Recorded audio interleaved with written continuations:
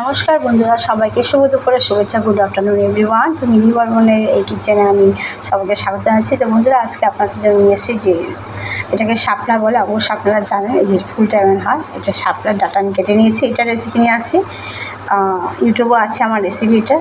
তো এটা আজকে অন্যরকম করবো। তো ডাটাটা কেটে নিয়েছি, আর এখানে আলু কেটে নিয়েছি। আলুটা চাইলে আপনারা স্কিপ করতে পারেন বন্ধুরা। আর এখানে আছে মশলার মধ্যে আছে সর্ষা, রসুন, কাঁচা লঙ্কা একসাথে পেস্ট করেছি, তারপর হলুদ, লঙ্কার গুঁড়ো, সামান্য পরিমাণ চিনি আর লবণ দিয়েছি বন্ধুরা। তো আজকে রান্নাটা অবশ্যই স্টার্ট করবো। তেলটা গরম হয়ে আসছে বন্ধুরা। তারপর আমি একটু তেলের মধ্যে আপনারা শুকনো লঙ্কা দিয়ে দিচ্ছি। তো বন্ধুরা, তেলে শুকনো লঙ্কা দেওয়ার পর কালো জিরা দিয়ে দিলাম।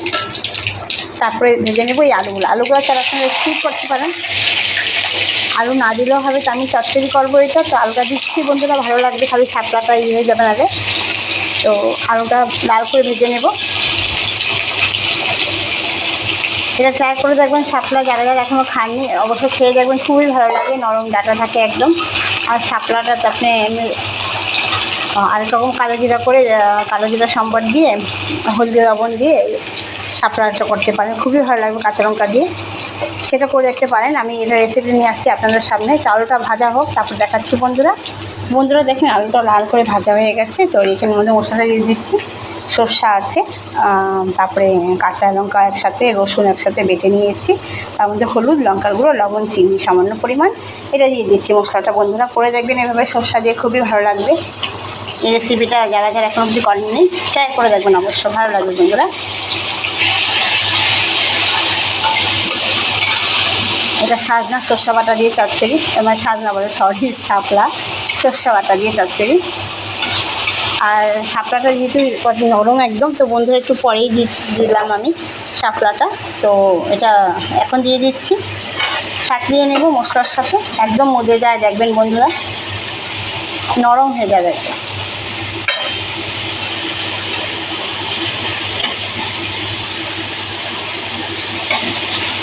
আমি মিশিয়ে তারপর দেখাচ্ছি, আমার ভিডিওটা লং হয়ে যাবে। তো বন্ধুরা দেখেন মশলাটা ভাজা হয়ে আসছে। তো এখানে আমি জলটা দিয়ে দিচ্ছি। এটা একদম নরম, এটা তাড়াতাড়ি নরম হয়ে যায়। এই যে একটু সামান্য পরিমাণ আপনি একটু জল দিয়ে দেবেন। ডাটা তো একদম নরম, ডাটাটা একদম নরম। যারা যারা এই রেসিপিটা করেননি অবশ্যই করে দেখবেন, একদম নরম এটা ডাটাটা। তো একটু সামান্য পরিমাণ জল লাগবে বন্ধুরা। একটু আমি গরম জল করে রেখেছিলাম, তো দিচ্ছি। আর যেহেতু আলুটা আছে, ডাটা তো সিদ্ধ হয়ে যাবে, সিদ্ধ হয়ে যাবে। আমরা একদম নরম ডাটা, আলুটা একটু সামান্য হবে। তো ঢেকে দিচ্ছি বন্ধুরা, সাথে থাকুন। দেখেন আমার সাজনা চচ্চড়ি হয়ে আসছে, প্রায় একটু মাখা মাখা হবে। তো আমি এটা যেহেতু নরম, এটা একদম আর বেশি ঘাটাবো না। এটা মানে একদম মানে কচুর শাকের মতন ঘেটে যায়, নরম যেহেতু। তো একটু মাখা মাখা থাকবে একটু।